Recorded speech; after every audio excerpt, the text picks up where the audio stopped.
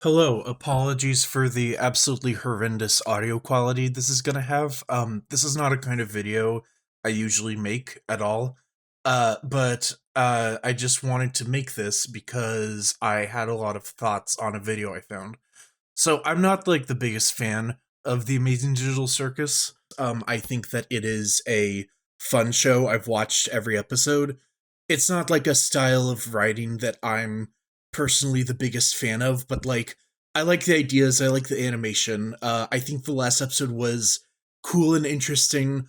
I like how many big swings it took. I like that Jax ended up being transgender. I think that's interesting. Obviously, it's an episode that a lot of fans have been mad at for reasons that I mostly think are silly. And I found this video in my YouTube recommendations, and it's called Every Unresolved Plot Point in the Digital Circus. Now, I'm not like a huge digital circus head, right? Like, I wasn't deep in the digital circus minds necessarily. Stuff like Delta, and I'm super deep on the theories and stuff. I don't have that for this show. So I know there's stuff that, like, big fans would have been aware of that I wouldn't even have had an inkling of going in, that like it even was an unresolved question. But I started this video and watched quite a bit of it, and I thought it was interesting the things that this video would call an unresolved plot point. It's just a strange gathering of criticisms all put under the umbrella of unresolved plot point. This is a video by someone whose name is Ayy Lmao, I guess, who has 1 million subscribers on YouTube. That's a lot. That's too many for how bad I think this video is. I don't have any beef with this guy.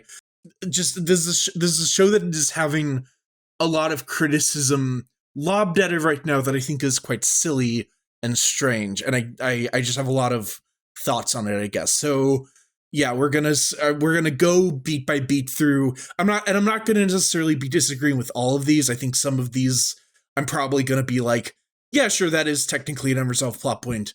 But yeah, we're just gonna start with the first one, then go from there.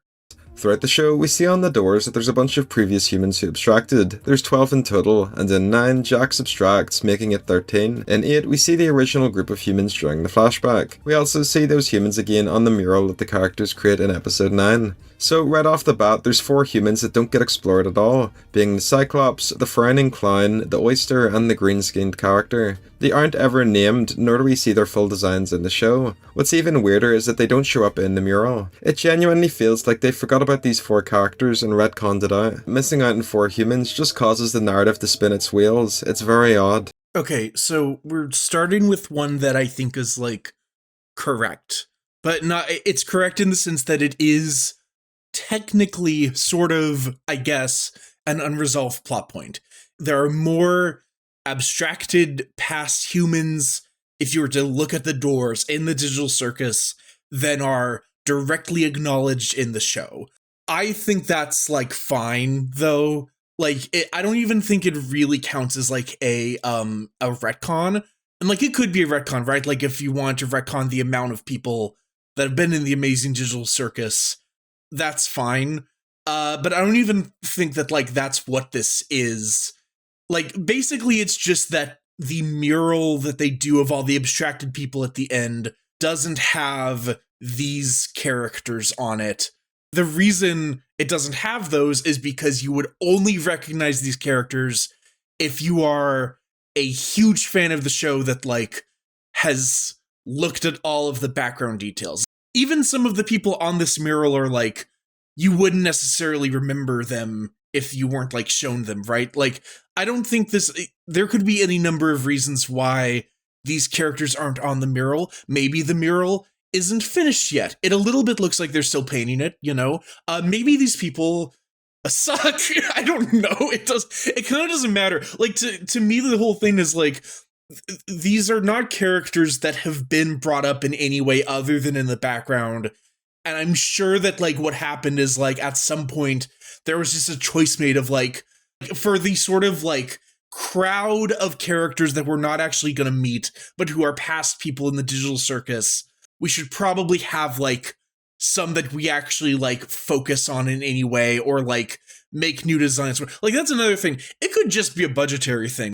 So I don't know. I think it's correct that this is an unresolved plot point in some way. I just don't really agree that it like, I think it's funny to start with this one because like, if you're a real nerd, I get why this is maybe a little bit annoying to you, but to me it's like, that's just fodder for like fan fiction, baby. Like come up with your own reason. Maybe these guys tried to murder everyone else. Maybe they're like, maybe they're like the evil, maybe they're evil. I don't know. It could be anything.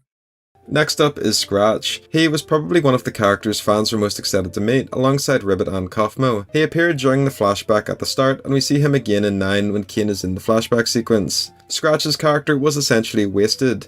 He was equal to Kinger in programming skill. Those two were essentially the minds behind the AI. His brain tumour is what caused him to create the whole mind file scanning VR headset in the first place, but we don't find out anything more about him. From the way Kinger mentioned Scratch in 7, it's like Kane messed with his mind files, causing him to abstract. Kane reacts in a way that comes across as embarrassed or concerned, like he's aware that he did something bad and regrets it. But this is just a fan theory, we don't get a concrete answer, which really sucks. Scratch's story as the first abstraction could have been a fantastic way to shape the show's narrative. The characters now are used to people abstracting, but Scratch going insane was the first time it happened. You can imagine the terror and confusion from everyone. It would have been awesome.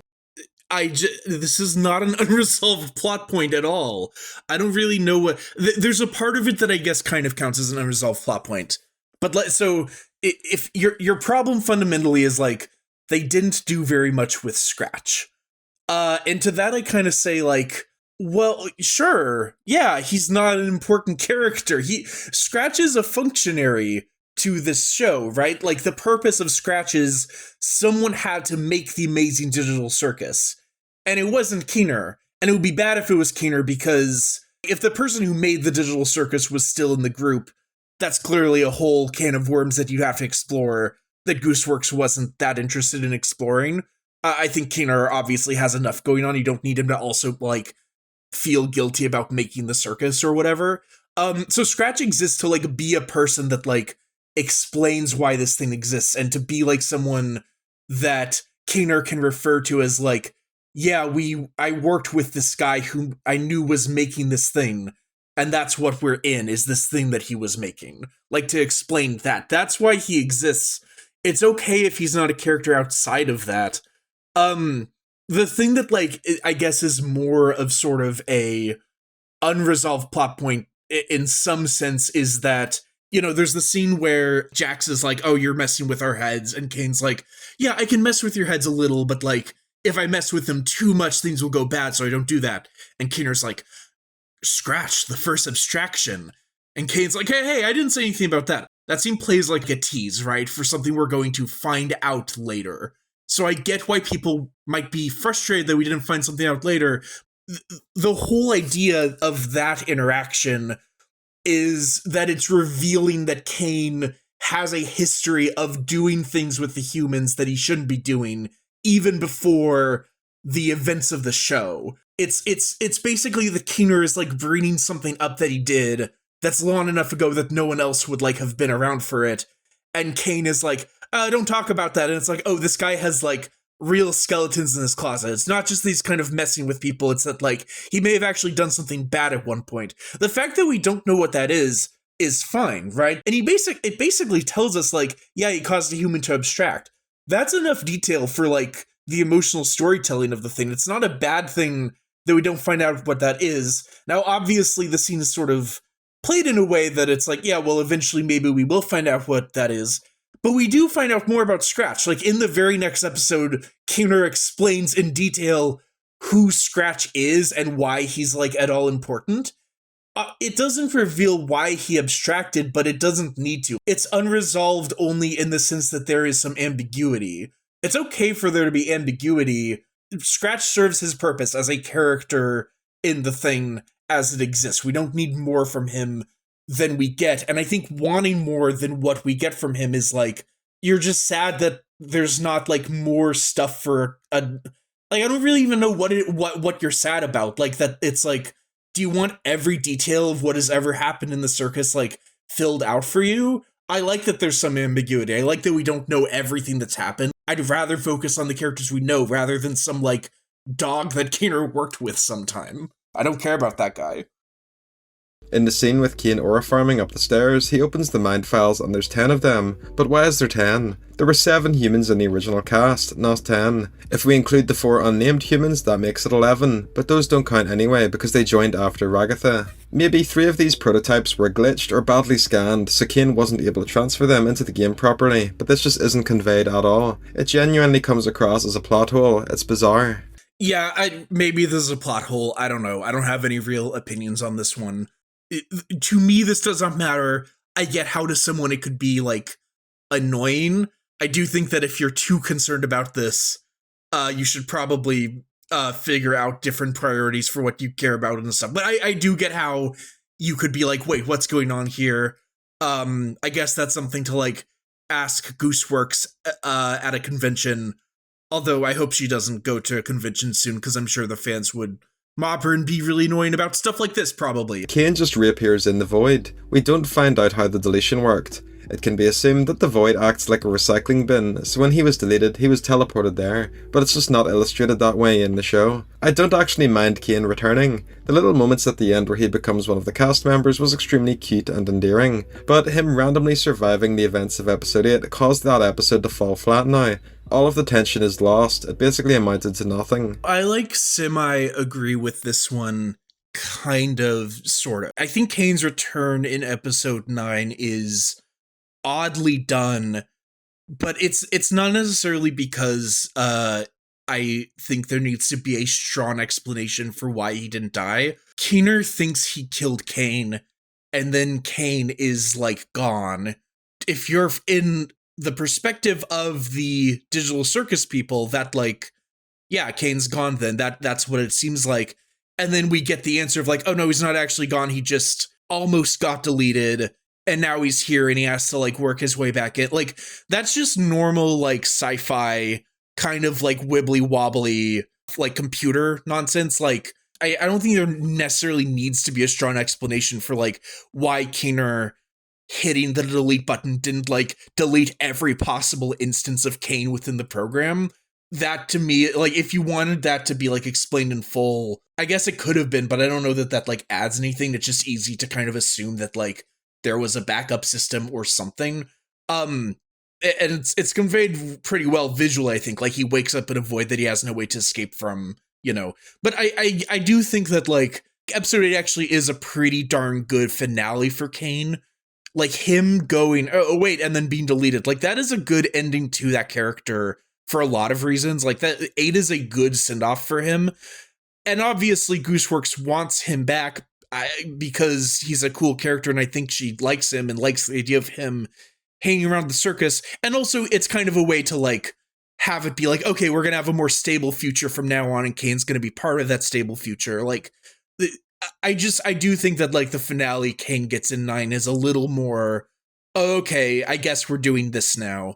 Him being like, I've been thinking, and I think I wasn't a good leader of the digital circus. And then being like, well, Kane, you know, trust is a hard thing to build back. And it's like, okay, this is a weird vibe considering how episode 8 left off. I think, like, it's weird that they're not, like, you know, screaming in terror at him.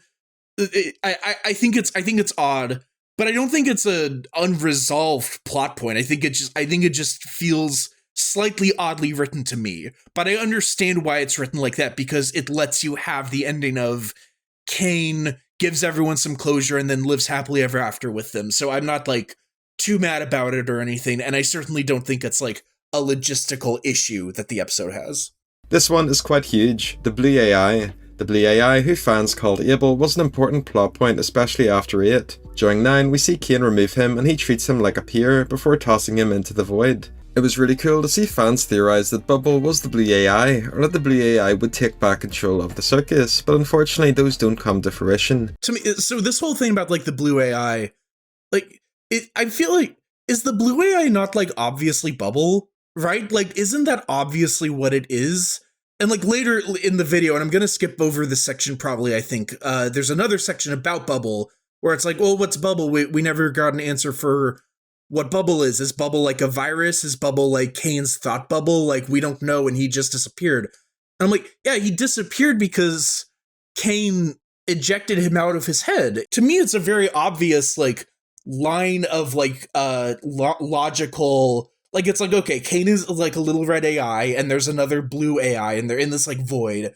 And then the red AI eats the blue AI and makes the digital circus, right? And then through the whole show, we have Kane, who's, like, the ringmaster, and Bubble, who's, like, his sidekick, who seems to be, like, a weird, like, extension of him, but is, like, a weird, like, little gremlin thing that doesn't seem to have any actual power, just kind of is there to, like, annoy Kane and be something for Kane to riff off of. And then in episode 8, we get this whole scene of, like, Bubble being like, you suck, Kane, and Kane being like, oh, stop it. And Bubble says, like, you were always the lesser of the two. You've ruined this. And then you get to episode 9, and Kane takes the blue sphere out of his head and is like, look, I'm sorry, buddy. We were great together, but we can't keep being like this. Has it go off into that long good night. And then when Kane comes back, there's no more Bubble. Like, it's pretty cut and dry to me, right? Like, Bubble is the sort of nerfed version of the blue AI. It's like the leftover, like, thing in Kane that, like, is kind of pushing him to be, like, worse and more cruel because it was the thing that, like, Kane ate that, like, made him like, to me, it's, like, very I don't get why, even when I looked through the comments, I didn't really see anyone mention this. I feel like this is pretty, like, straightforward what the deal is here, if you're thinking about it for a second. I don't know, maybe I'm just being mean. But I really like this aspect. Like, I like that it's not, like, said straightforwardly that it's Bubble and that you're sort of just supposed to intuit it. And I like the idea of Bubble as, like, the thing that kind of, like, was partly making Kane evil. I don't know. That's, like, an interesting idea to me, especially in a metatextual context, because, like, Gooseworks voices Bubble. I don't know. There's, like, a lot of interesting stuff to think about in terms of, like, how that's talking about the idea of, like, being a creator and having a creation and, like, what you do to that creation and stuff. Anyway, I don't know. Maybe I'm the one being crazy here. Abstraction is one of the coolest things about the digital circus. From the way the show presents it, when a human goes insane or gives up, they abstract and become a mindless beast. In 8, we see Jax nearly abstract, going through a dreamlike sequence. In 9, he abstracts off-screen. This happens for Ribbit and Kofmo as well. They also abstract off-screen. Queenie too. This genuinely really sucks. Abstraction is such an amazing concept. In episode 2, we got hints about it with Pomni's dream. It's like a virus taking over your body, but the show doesn't ever develop upon it. It also doesn't make a whole lot of sense that Kane can't just bring people back from abstraction. They're mind files. It's entirely possible for him to just bring them back using their original code or something like that. Okay, this is the first one that really pissed me off. This is not an unresolved plot point. It's obviously very intentional that the show never shows someone abstracting, I think. Like, every time someone abstracts in this show, whether it's in a backstory or it's, like, during the main events of the show, like, it's off screen because it's, like, it's surprising, like, oh no, someone abstracted and it just happened and we did, like, that's not an unresolved plot point. That's, like, a creative choice about how to present something.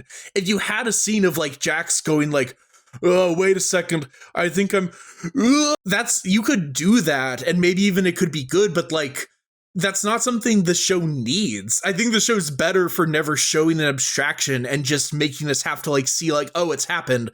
And in fact, like, Jax had, like, we get the scene where Jax, like, has the trip. Like, that is a way more interesting way to, like, show someone abstracting, rather than, like, you have the Pomni, like, nightmare version of, like, oh, I'm turning, oh, what's happening to me? And it's, like, it's way more interesting to show it from their perspective of, like, you're kind of just drifting off, like, into nothing. Like, that is more scary, I think. That's more interesting. That's more cool. In terms of, like, why can't Kane bring abstractions back? I don't know. He just can't. That's, like, a very clear thing that's, like, established from the beginning. Like, oh, they like, get corrupted and you can't bring them back. Like, that's not a plot hole. Like, being like, oh, it's just a file. Why can't he rewrite it? It's like, oh, okay. Whatever. That's a rule that's been established. Like, there are rules because it's a computer program. He's not, like, a literal god. He's just a program that has a lot of things he can do and some things he can't. And the show explicitly tells us this. I don't think that's a problem. Next is the low poly art style. This is a personal favourite theory of mine, but it's what the Circus game looks like it does in the intro. It's this low poly sort of aesthetic, which makes sense considering it's from the 90s. We see this aesthetic in the pilot intro, during Kane's song in 8, and again in the intro for 9, but that's it. The entire low poly aesthetic just feels underutilized. It's used for an intro twice and that's it. What a shame. Okay, this is like a aesthetic critique, I guess. I actually kind of agree with it in some ways because I think the low poly look is like really cool. Like especially in some of the like promo images where it looks like very like, you know, early 90s like screenshots of like video games core. Like I really like that look and I do kind of wish the show would utilize it more. That's an aesthetic preference. That's not, I don't know what, like, that's not an unresolved anything. That's like a critique that you could have had from like the very first episode. I don't know. I don't think it's underutilized. I think it's just that they didn't want to use it. And that's like fine. That's just how it is, I guess. Why is this in the video? I don't even understand. Bubble is a big one. He was a recurring character right from the original teasers of the show. He vanished in 8, and in 9 he's just floating in the void with Kane, but it's just frustrating to not find out what happened with Bubble. Such a fan-favourite character who disappeared with no fanfare or a solid conclusion. This is the Bubble one that I was talking about earlier. I don't have anything to add except that, like, he's like, this is a fan-favorite character, and it's frustrating, you know, he went away without, like, a fanfare or much conclusion. This is my problem with, like, a lot of the criticisms people have of the show. There's a way that people in fandom think about shows sometimes that it makes me a little bit mad, where they think of it less as a story that is using its characters as a way to tell a story, and thinks of it more as like a collection of characters, and the story is a way to get like moments and arcs and conclusions for those characters. Like, I like Bubble. I don't think Bubble needed like an on-screen conclusion. Or like, for example, like I like Gangle and Zooble. I think those are cool characters. I don't think that they needed to get big conclusive scenes in the finale because that's not what the finale was about, you know? Like it's not, I don't think that's a problem with the show. You have the characters that you're using to tell a story. You don't need all of them to be equally important in the story for that story to be good. Like, and if you don't like the story Amazing Digital Circus told, that's fine. I have my problems with it for sure. But like, it's a story that's very focused on some characters more than others. Like, it's very interested in Jax, it's very interested in Pomni. Like, it's a little less interested in Gangle or Bubble, and that's okay. Like, that's just how stories go. You weren't the story isn't bad because it doesn't focus on them as much. It's just that your faves didn't get as many scenes.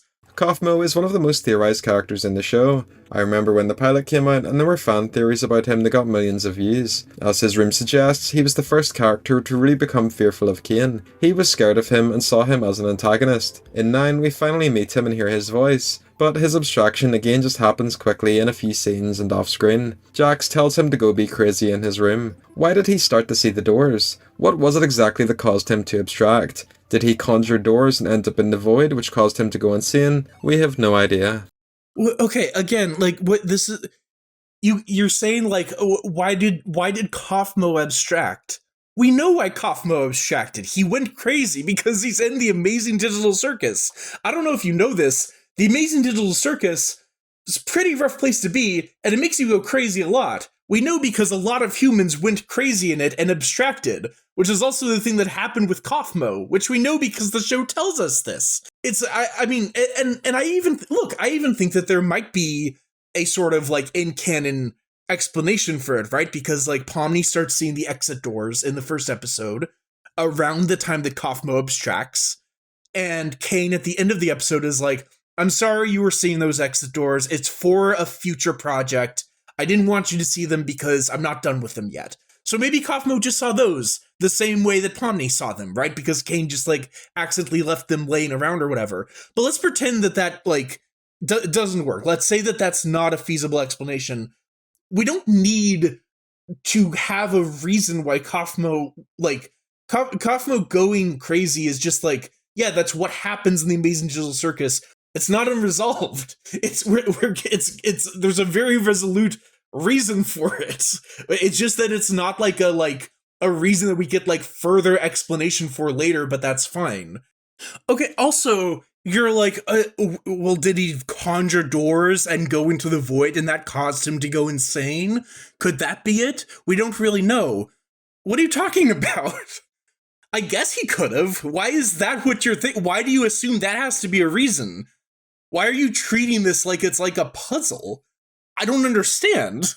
Linked in with Kofmo, because of the way the pacing works and the loaded storyline, Ribbit's character development flies in and happens over the course of 5 minutes. We learn about her backstory and then Jax turns on her and she abstracts, because Jax isolates her from the group. What did her and Kofmo look like as humans? What did they get up to? How did they end up in the circus? They had a dynamic that was clearly close, but that seemingly goes out the window because of Jax. They just stop communicating for no reason and Ribbit abstracts. I'm genuinely surprised that Ribbit and Kofmo didn't get their own slides at the end, especially when Kinger, Ragatha and Gangle knew them. Their existence in the show is basically exclusively to build Jax up and then they're discarded. It's a shame.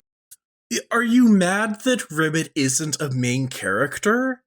Like, that's fine if you are, but that's weird. Because Ribbit is a secondary character who exists in, like, it doesn't even exist at the time the show takes place. She's a backstory. She's a pretty darn, like, well fleshed out backstory character too. Like, I think she gets for how relatively not like part of the show she is. She's pretty darn well fleshed out, I'd say. What's the complaint here? You're like, well, why don't we see what Ribbit and Kofmo looked like as humans? Why don't we know why they came to the circus? Why don't we do you need a full history of what happened to everybody? And then like you're saying like, well, why didn't they get slides in the slideshow that Kane shows at the end since everyone knew them? Because they're not there. Maybe Kane showed them to them later. Jax got one because that like we saw all of, because Jax is a character we really care about because we've been with him for like 9 episodes, right? Like it would be crazy if there was the same amount of time given to characters that we barely know. And if your complaint is that we barely know them, why is that a complaint? That's fine. They're minor characters.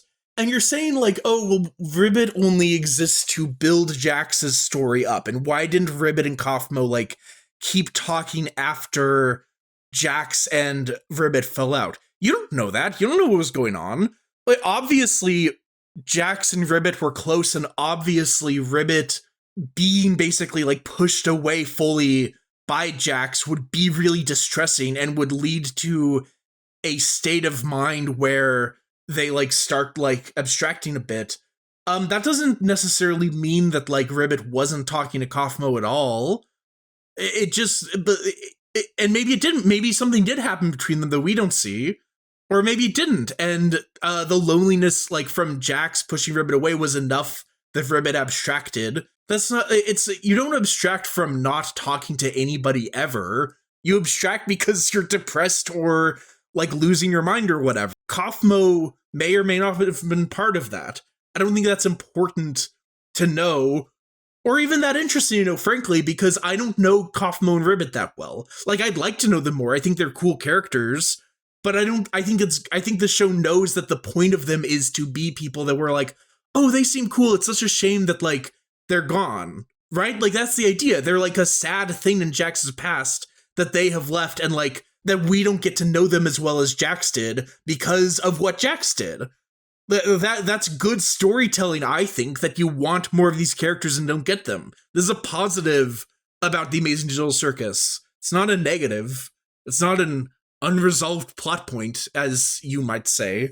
Mind control is another recurring plot point throughout the show. Kane lies to the cast multiple times. He has the ability to do whatever he wants to the cast. We see how this impacts Jax. He starts to distrust Kane because his mind gets messed with during the adventures. Like I said earlier, Kinger plants the seed that Kane messed with Scratch's mind, causing him to abstract. Kane also messes with their minds during running the show, and at the end when he gives them nightmares relating to their traumas. This plot point ends up going nowhere. The plot point doesn't go nowhere. It serves its purpose. It's a very integral part of why everyone starts really like losing trust in Kane and like being really aggro towards him. This is what leads to the entire everything that happens in episode 8 is partly a result of that. It very much goes somewhere. Like, did you want there to be like a scene where Kane is like, so it turns out, so I'm actually mind controlling you so that you will make me milkshakes at night. And they're like, the dastardly Kane it was a plan the whole time. Like, he's messing with their minds so that they'll be better, like, subjects to him and, like, do what he wants more. And they don't like that. And that's all there is to it. And then when he comes back at the end, he's like, okay, I'm not going to do that anymore. Sounds pretty resolved to me. None of the cast can remember their names. This is another plot point that runs central throughout the show. It's one of the most theorized things. In 9, we finally learn the characters' names and what their real-life counterparts get up to. But why exactly did Kane hide their names? We never find out. He lets them pick their own names in-game or generates them one, but we don't know why he went out of his way to hide that information from everyone. You could put forward the idea that it's a problem with the mind files, but that isn't explicitly stated anywhere. I guess I get what you mean with this one, that it's like, obviously the implication is that they don't remember their names because Kane made them not remember their names. And there's not an explicit reason as to why. But I think it's just part of the whole thing with the circus. Like, he wants it to be family friendly, right? So no curse words, no sex, whatever. He wants them to be having fun. He wants it to be like a certain type of adventure. Like, he doesn't want it to be like boring in his opinion. Like, he is kind of a control freak that wants things to be a certain way. And part of that is like, yeah, you have like new kind of circus-y names, right? Like, you're right that there's not really a reason given for it, but I think that it's integral to the tone of the show that's like, yeah, you're kind of not a person anymore. You're just a member of the circus. You don't even get your name anymore. And then that gets changed at the end when Kane is like, okay, I'm going to run the circus better from now on. You get to know your name as part of that because I'm not a dick anymore and I want you to be like sane and not abstract and stuff. Like, I think it's just that Kane is a bad host, really. I guess maybe there could have been a better explanation for it, but I don't know that I need one. That's all. Kane doesn't like mixing AI with humans, but we don't find out why that's the case. Kane has the power to create basically duplicate copies of the humans. He created the evil versions during 5, but they do nothing with this ability. He also reuses parts of the humans' likeness, like the Dobby Dog in 4 and Kofmo Tire in 5. It would be an amazing horror set piece to have Kane create a duplicate copy of one of the humans, or maybe bring back one of the abstracted as an AI copy. You can imagine the terror this would cause. The characters would second guess themselves. However, this plot point was basically killed off spawn for no reason by Gooseworks. She explicitly said that they were all humans quite early into the show for some reason. There were so many different routes they could have gone with this idea, but they didn't. Okay, first off, Kane explicitly says why he doesn't like making AI copies in the scene where he says he doesn't like making AI copies.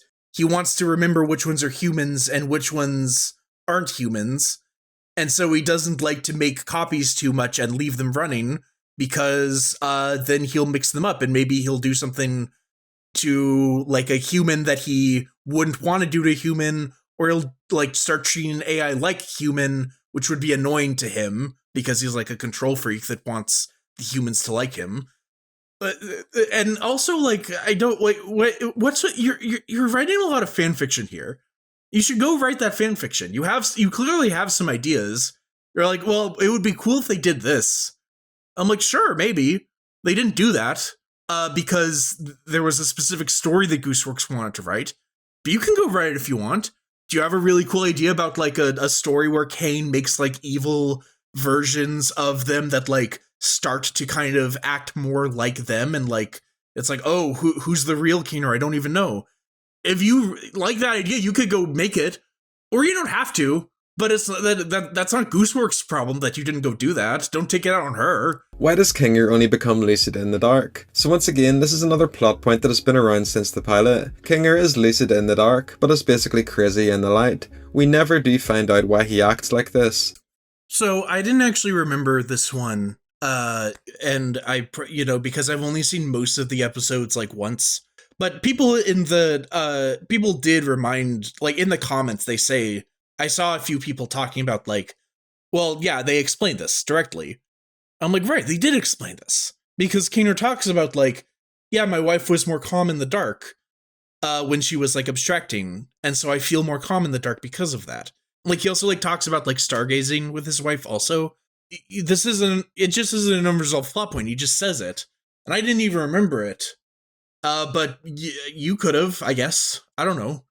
But it sucks for both of us, I guess, that neither of us remembered it or whatever. The void was pretty important in the pilot, and then nothing was done with it. Was it the recycling bin? Was it just a default area or background in the game? We don't know. From the pilot, it's inferred that you go crazy from going into the void, but they don't do anything with the concept. It's quite scary to have this giant liminal space outside the map that if you fall into, you basically die or get stuck in, like in a video game. Well, you literally have footage of Kane being lost in the void after he gets deleted under the footage of you talking, right? You show it. You know that this isn't true. They do something with the void. Kane gets lost out there, and he has to find his way back. They literally do something with it. What are you talking about? C&A. So this is the last of the big plot points that are unexplored. The next few after are quite small, but C&A gets no elaboration at all in the finale. Again, it was one of the biggest things people theorized about since the pilot, and they did nothing with the idea. We learn that it was an artificial intelligence company that made Kane and the Blue AI, and then Kane reuses details about it in the Circus, but that's it. We know that it's an abandoned location, but we don't find out the fate of the company. We don't know what its ultimate goal was, or what happened, or why it fell apart. The fact that there's just a computer sitting in an abandoned building that somehow still has power 20 years later isn't explained. There's a chance that someone else could put on the headset and end up inside the game, but that idea isn't utilised at all. How has the PC not been stolen yet? What? So CNA gets is pretty thoroughly explained, I think, by Keener in the scene where everyone sits down and listens to Keener explain they were a game making company that Scratch was working on an AI that could make games, and then they shut down because companies shut down a lot. That's what happens to companies. I like the one thing here where I'm like, sure, that's unresolved, I guess, is like, why is there still power going to that computer? But like, I don't know, it's a big abandoned building. It could be anything. Like, the show doesn't take place in the outside world, right? Like, it just takes place in the circus. I think if the show were to spend time being like, here's why there's still power routed to this computer, it would kind of be wasted time, because it's like, we can kind of like imagine it, you know? We can, there could be a lot of reasons. Like, maybe mostly the power shut off and like, it only goes to this one place. I don't know. It could be anything. And that's not like, if you were just saying like, oh, why is the computer still powered on? I could maybe like forgive this point more. But just saying like, oh, CNA was like a massively like, we never learned anything about CNA. We did. We learned a lot about CNA. In fact, we had a whole 2-episode arc that was the first episode we learn about CNA. And then in the end of the episode, we find out, oh, that was all like bullshit that was made up by Kane. And then the next episode, we learn like, it was mostly bullshit, but some of it was real. And here's the whole deal with it. I don't know did you not watch the television show, The Amazing Digital Circus? What's going on?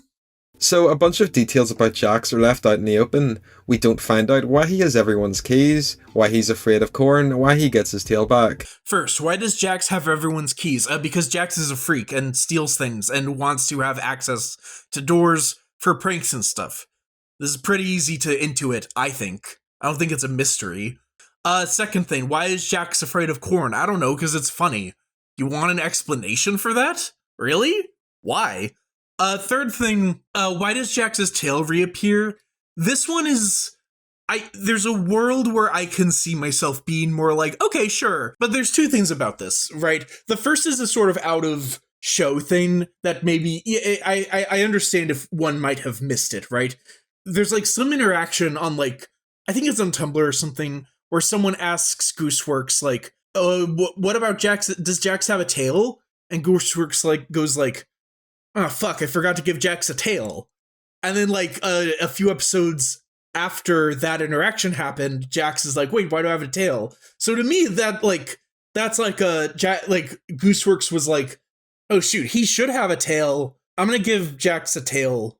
But I get how it's like, oh, that's like an inside joke. But the other thing is, that whole tail thing is very tied into the whole idea of like Kane affecting them when he shouldn't be able to, right? Like, Jax gets very mad about, like, you mess with our minds. The fact that the vegan thing where Jax becomes vegan and is in charge of it, and also that, like, she gets a tail at the end of the episode, like, those are very tied together to me. Like, it's this sort of, like, mounting feeling of, like, why is stuff happening to me that, like, I'm not in charge of? So I think that that also is a reason for it that fits with the show's storytelling. So yeah, but I guess I understand, but I don't know. The carnival. So the carnival was the last area of the circus. Throughout the show, we basically saw the characters appearing in each area, but the carnival was left out for some reason.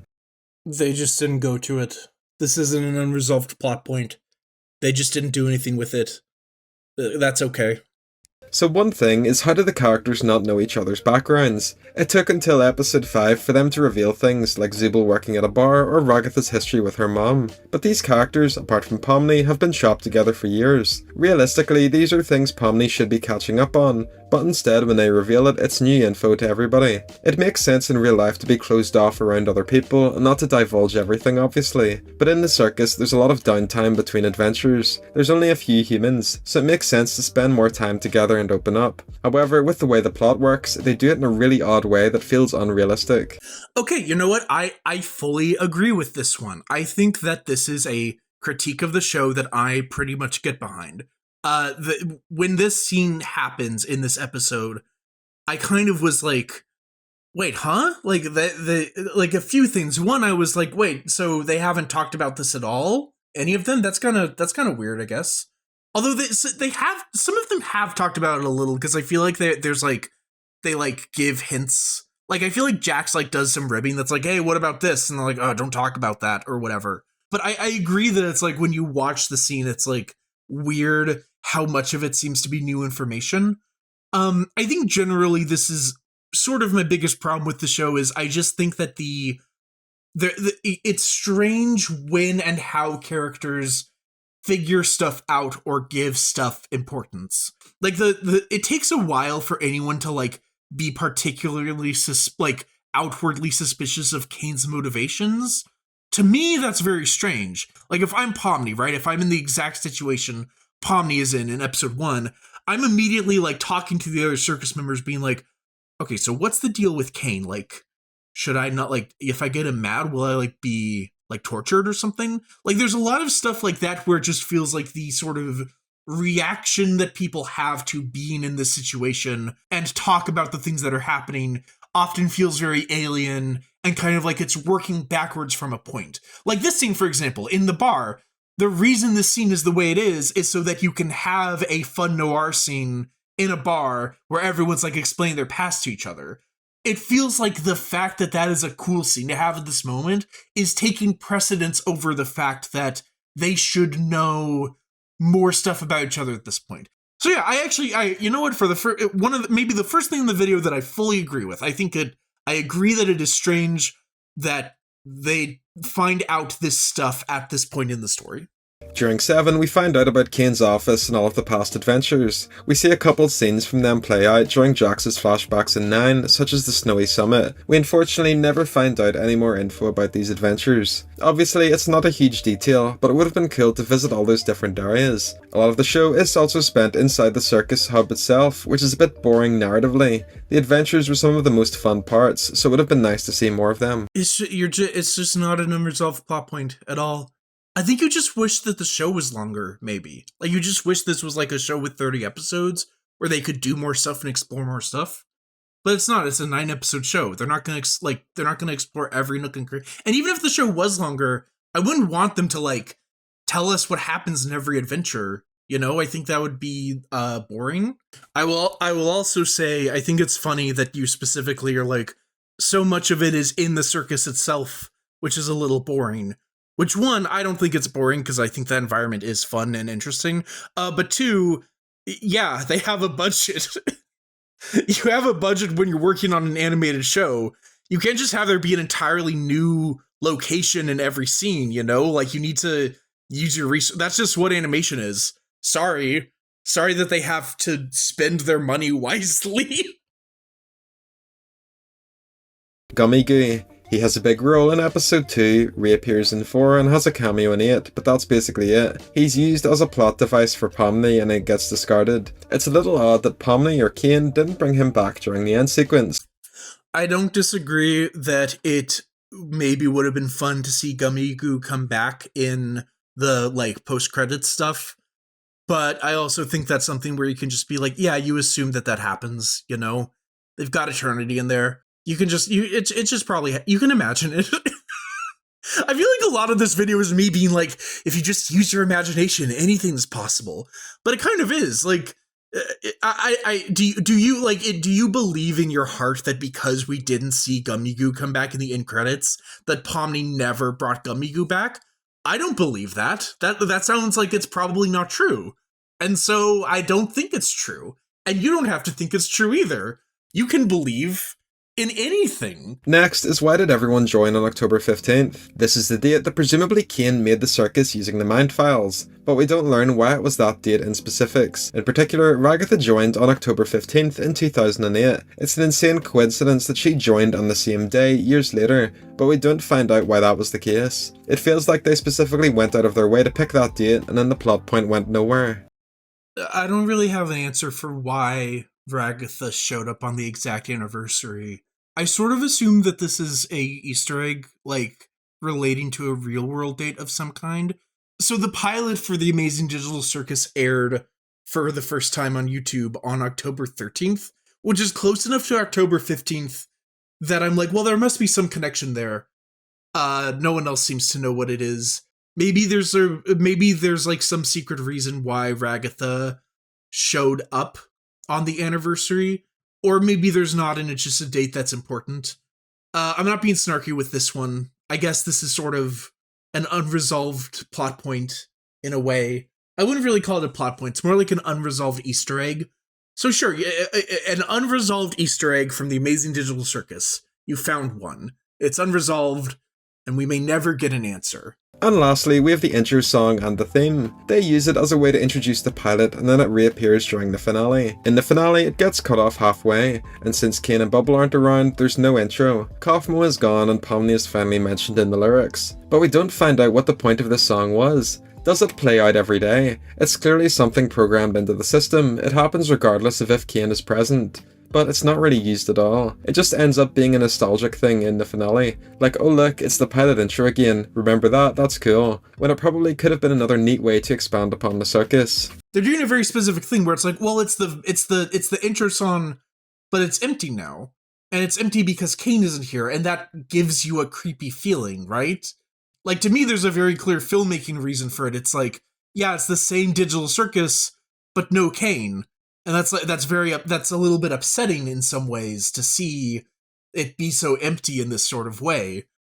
I guess maybe like they could have used it as like an actual theme song, like we see it every time and it's different every time. But I don't know.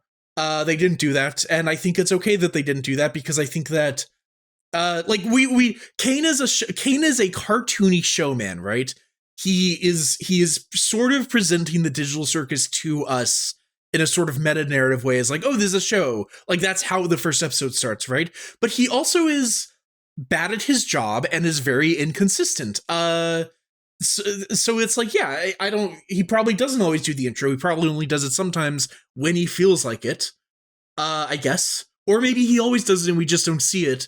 And if that is the case, I think it's better that we don't always see it, honestly, because then it means that when we get it again in the finale and it's all wrong, it's really like, oh gosh, like, it's not just the thing that happens every time that now is wrong. It's like, I remember this and I know it feels wrong. But maybe you have only seen the first episode once and you don't even know exactly why it's wrong, you know? It just like feels a little like off and you realize like, oh, it's because Kane isn't here, you know?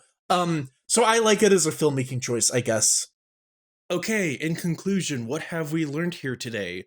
I'm recording this part later after I've sort of put everything together and looked at it all as like one cohesive list of complaints about the finale having unresolved plot points. And my conclusion is I don't really think any of them are right, except for like two. There's two that are like writing and aesthetic critiques that I sort of agree with, and then the rest I think are either incorrect or so insubstantial that I don't think it really actually affects the show in any particular way. Not to single Ayy Lmao out necessarily. Really, I'm making this because I feel that video is sort of representative of a sort of criticism that I am seeing a lot, that I am sort of bristling up against. Because I'm not in love with the finale, right? I think it does some stuff kind of weirdly. I think the way the Kane returns is a little odd. I think that the writing is a little too like maudlin, especially at the start at times, which is a problem with the whole show. You know, there's stuff that I bristle up against, but there's a lot of stuff that I love about the finale too, right? Like, I think it's cool that Gooseworks went, I'm gonna make this whole finale mostly about like wrestling with Jax as a character and sort of revealing her like being transgender and being a repressor. And it's going to be a finale that's about how if you deny yourself and deny yourself friendship, like you kind of ruin yourself and become like a husk, and how you need to like be the true version of yourself in order to not kind of fade away. I think that's a really wonderful thing for this series to have built up towards. I like the Ribbit stuff. I like a lot of the filmmaking choices, especially in the Jax section. A lot of cool stuff like the POV shots. I like some of the stuff with Kane, like just kind of silently working out puzzles in the void. I think that's cool, like sci-fi computer stuff. I even like some of the like, you know, more silly moments that characters get in like the end credits and stuff. I think that stuff is all fun and is a good like, you know, yeah, this finale is mostly going to be about like some bigger ideas, but we're going to have some like fun character moments as well. And I think that like, to me, it is a shame that people are not engaging with that stuff as much when they're critiquing it. I think there's a lot to critique about all that, or you can like wrestle with if you like how that story is told or not. But so many of the critiques I see are people being like, I'm mad that it was all about Jax. Why didn't my character get more time? Or I see people being like, well, like what this video is doing, what is with all these unanswered questions? What is with all this stuff that was built up lore-wise that I've been thinking about so much that like wasn't resolved? And like as I've spent the last hour going over, I don't think any of that is particularly more interesting to answer than what the finale did, right? You can have a finale that's more lore-based, that like gives you every answer you would possibly want. But like, wouldn't that be less interesting than what we got? Like, I'm not saying that it would necessarily even be bad. Maybe it'd be great. But wouldn't that, like, isn't it great that we get a finale that is such a specific singular vision, that is someone like working through stuff and like having her own ideas about what she should be doing with these characters, and that like it's something that no one else could have like possibly predicted as like what the finale would be. Like if the finale was just written by a fan, maybe it would be like better as fan service or whatever, but that would suck. That would not be as interesting. And I guess this video comes from that frustration where people seem to be sad that it is less conventional, and that is annoying to me, I guess. And then they're sad that it didn't answer questions, even when it did answer questions. Like, it feels like a lot of people are making stuff up to get mad at, especially in this video. To me, this video is the most extreme example of it. I'm not saying everyone is like this. That's why I made a video about this video, because I think it's funny, some of the stuff that it gets wrong, I guess. Again, not to single Ayy Lmao out, except I am sort of doing that. Anyway, I hope that Gooseworks gets to have a long, rewarding nap, and that the money keeps rolling in, and she never has to see anyone say anything annoying about her show ever again, including me. Gooseworks, if you, for whatever reason, have found yourself watching this video, I'm truly sorry. Contact me on Blue Sky and I will send you $20 as recompense for your wasted time.